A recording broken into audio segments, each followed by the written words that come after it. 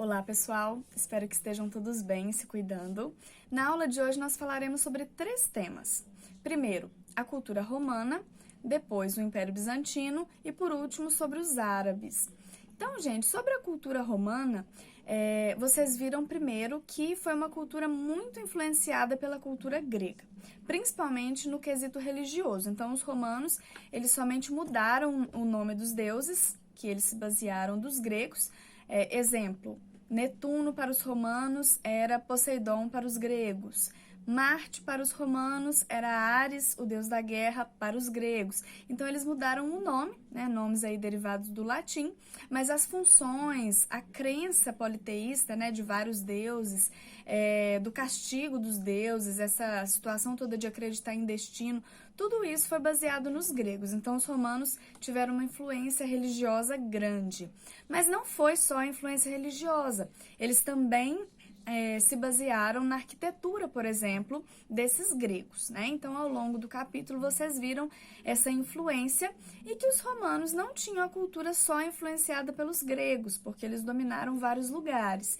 Então, nesse contexto, a gente vê que os romanos eles tiveram aí a influência de outros povos na sua cultura. Inclusive na questão dos rituais de nascimento, casamento e rituais funerários, né, que não era só baseado nos gregos, também alguns rituais eram parecidos com os persas, os antigos macedônicos e por aí vai. E vocês viram que os romanos na antiguidade não foram durante todo o seu período de influência politeísta. Eles foram para uma outra religião, né? Então, durante esse período aí da história da Roma Antiga, surge uma nova religião, né? Que é o cristianismo. Então, para quem aí não se lembra, vou recordá-los que quem de fato crucificou Jesus Cristo foram os romanos. Jesus não foi o primeiro nem o último a ser crucificado. Era um tipo de punição que os romanos faziam para dar uma lição em alguém.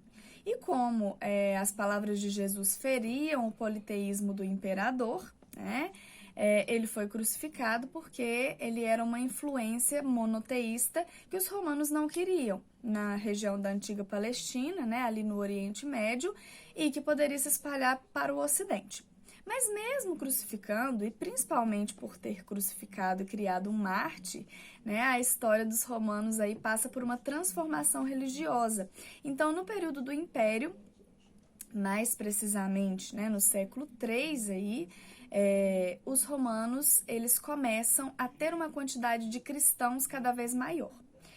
Chega um momento no qual as perseguições aos cristãos estavam, inclusive, dando rombos financeiros na Roma Antiga. Porque era tanto cristão que a partir do momento que eles eram perseguidos e até mortos por serem monoteístas, a população pagante de impostos ela vai diminuindo. Então, o imperador Constantino, quando ele permite o culto cristão, não é porque ele era bonzinho, ele tinha interesse que os cristãos vivessem. Por quê? Porque era mais gente para pagar imposto para o Império Romano. Então, quando Constantino ele cria, né, essa lei que era proibido matar cristão só por ele ser cristão, ele tinha principalmente interesses econômicos. Pois bem, outro imperador foi percebendo que a influência monoteísta era bem maior do que a influência politeísta. Então, o imperador Teodósio, ele torna oficial o cristianismo como religião do Império Romano. E quando isso acontece, o império ele já não estava tão forte como no início, né? No fim da República, o império surge, né, com o fim do segundo triunvirato, e Otávio Augusto se torna o primeiro imperador. A partir de então vem a Pax Romana, aquele período de relativa paz em Roma, no qual, né, nesse período, a política do pão e circo foi algo que deu muito resultado. Né? Como assim, professora, política do pão e circo? Muito bem, a massa de desempregados estava revoltosa. E o imperador entendia que essas pessoas eram perigosas. E ele começou a dar espetáculos públicos em arenas como o Coliseu, anfiteatros e por aí vai. E ele começou a dar trigo gratuitamente ou a preços baixos para que as pessoas não passassem fome. Então, alimentadas e tendo diversão, as pessoas foram ficando menos revoltadas com o governo e foi um período de relativa paz. Mas isso não durou muito tempo. Por quê? Porque os recursos não eram ilimitados. Apesar de o trigo vir do Egito, porque era uma forma de eles comprarem o trigo mais barato, visto que eles já faziam incursões comerciais para o norte da África, né? Isso não funcionou durante séculos, isso funcionou durante algumas décadas muito bem e depois foi gerando uma outra crise econômica no Império Romano. Então a gente vê que o Império ele já não nasce com tanta riqueza assim. Vão conquistando terras, então tem momentos de altos e baixos econômicos no Império Romano, e isso tudo que eu disse influencia na cultura. Por quê? Vocês vão percebendo ao longo dos estudos que sim, a influência religiosa ela é gigantesca na cultura dos povos, inclusive no povo romano. Então, enquanto o povo romano era politeísta, eles tinham práticas dessa cultura que eram baseadas nas práticas gregas, por exemplo, né? Quando eles vêm para o cristianismo, eles já começam com outras práticas. Mas algumas festividades, por exemplo, eles tinham dificuldade em fazer com que as pessoas não cultuassem os deuses, então eles vão mudando as festividades. Por exemplo, nas festas da Saturnália, em homenagem ao deus Saturno, em homenagem às colheitas, né, que era o período ali, colhia e aí vinha o inverno, né, então, obviamente, não dava para plantar mais nada e tinha que esperar, né, para depois voltar a plantar e eles iam viver daquela colheita. Então, nessa festa, que durava vários dias, inclusive algumas leis eram suspensas, né? As pessoas ficavam de folga e tudo mais. Eles tinham alguns rituais, por exemplo, pegar um galho verde de uma árvore e colocar dentro de casa para aquilo representar a fertilidade da terra, né? E o agradecimento que eles tinham a Saturno por ter dado mais uma colheita. Só que eles não plantavam o galho, a intenção era colocar o galho como um símbolo dentro de casa, né, de agradecimento, e esse galho ia secando. E aí eles iam amarrando fitas coloridas no galho para não ficar aquela coisa seca dentro de casa, que era inclusive uma oferta a Saturno para que ele desse uma outra boa colheita, né, quando chegasse o momento de semear e depois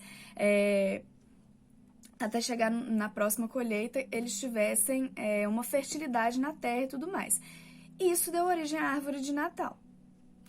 No período do inverno, final do ano, no hemisfério norte, dezembro, né, eles criam essa festividade que chama de Natal, apesar de, historicamente, possivelmente Jesus ter nascido entre março e junho, né, coloca-se esse dia 25 de dezembro justamente por causa da festa da Saturnália. Eles não eram mais politeístas, eles não poderiam mais cultuar a Saturno.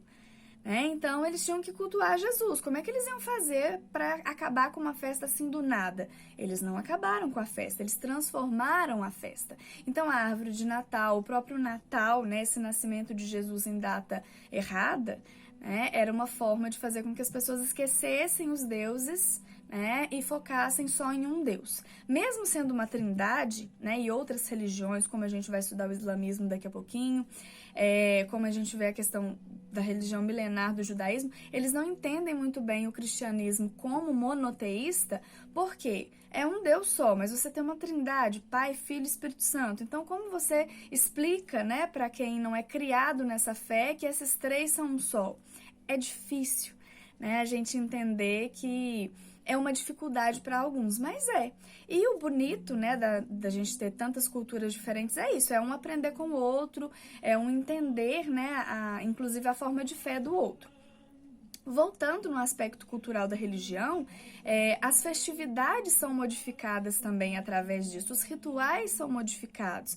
Então, eu não mais, no ritual funerário, eu vou mencionar o nome, por exemplo, de Hades, do submundo. Eu não falo mais disso.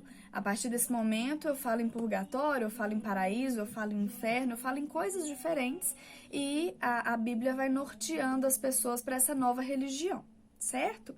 E aí vocês viram também que a arquitetura, a matemática, a própria história que surge na Grécia Antiga são valorizadas pela cultura romana e eles vão mantendo e desenvolvendo esse tipo de aspecto cultural e científico e eles vão expandindo isso para os lugares onde o Império Romano vai passando.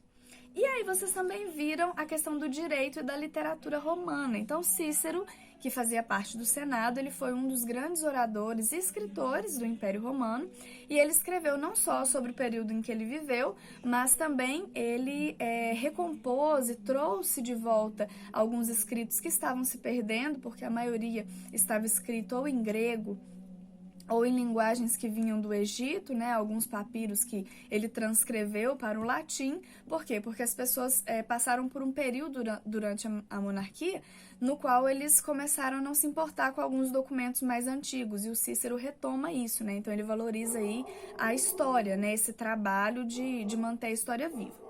E aí, por último, vocês viram que o direito romano, ele é seguido até hoje. Então, quem faz o curso de direito tem várias vertentes e várias bases que começam no direito romano. Então, essa divisão, né, direito do trabalho, direito penal, direito civil e tudo mais, tem uma base no Império Romano. E aí a gente fecha, né, a cultura romana falando sobre o direito romano, que é um dos legados que os romanos deixaram para nós.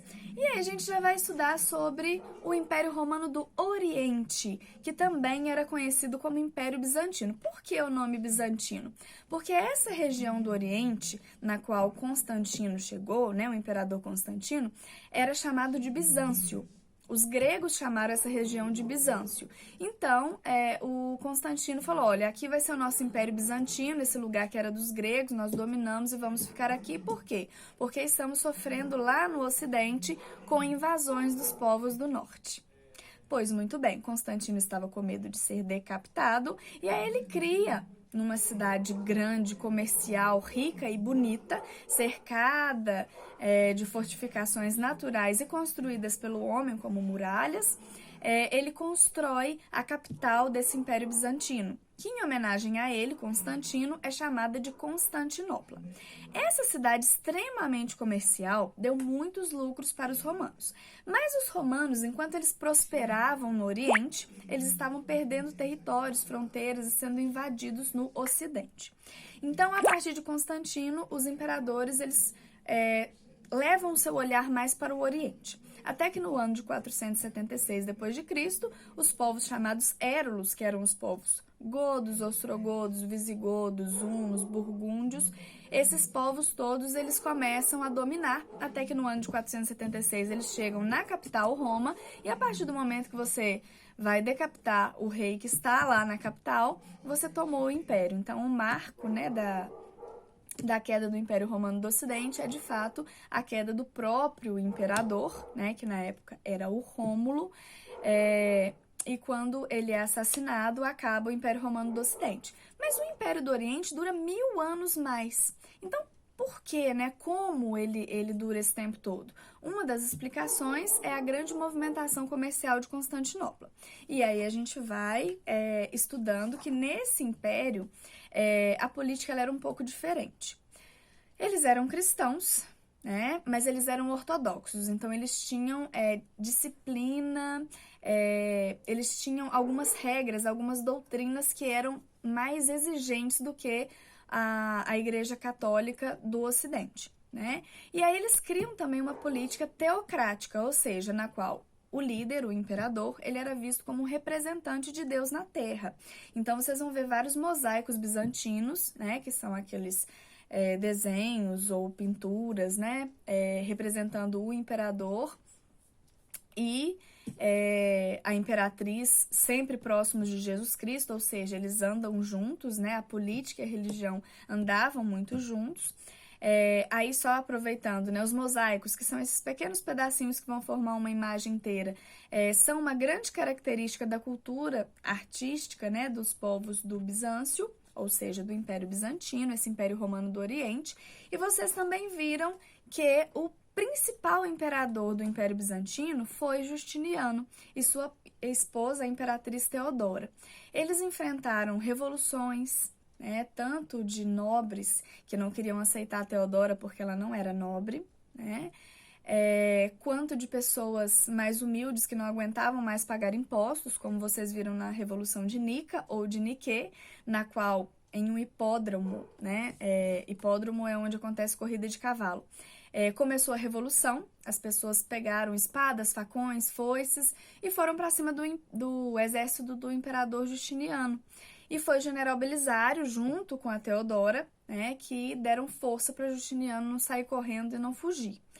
E eles venceram aí, o exército de Justiniano vence a população, mas quem morreu nessa revolta não foi em vão, né? Por quê? Porque Justiniano repensou a questão dos impostos no Oriente, e isso incentivou Justiniano a recuperar alguns territórios no Ocidente, no qual ele cobrou mais impostos, possibilitando assim diminuir os impostos da sua população no Oriente.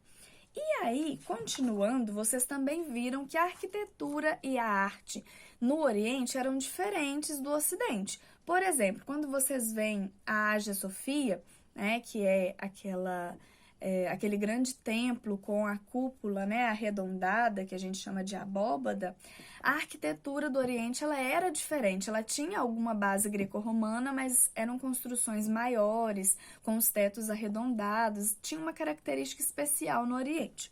Finalizando, vocês viram que o Império ele caiu, né, pela mão dos turcos otomanos, que tomaram aí o Império Bizantino em 1453, quando eles conseguiram invadir Constantinopla. Então, nesse momento, finaliza aí o Império Bizantino na história. E aí, gente, sobre os árabes, né, o que eu vou passar aqui para vocês hoje é uma introdução mesmo à matéria dos árabes. No próximo bimestre a gente vai continuar falando um pouquinho dos árabes.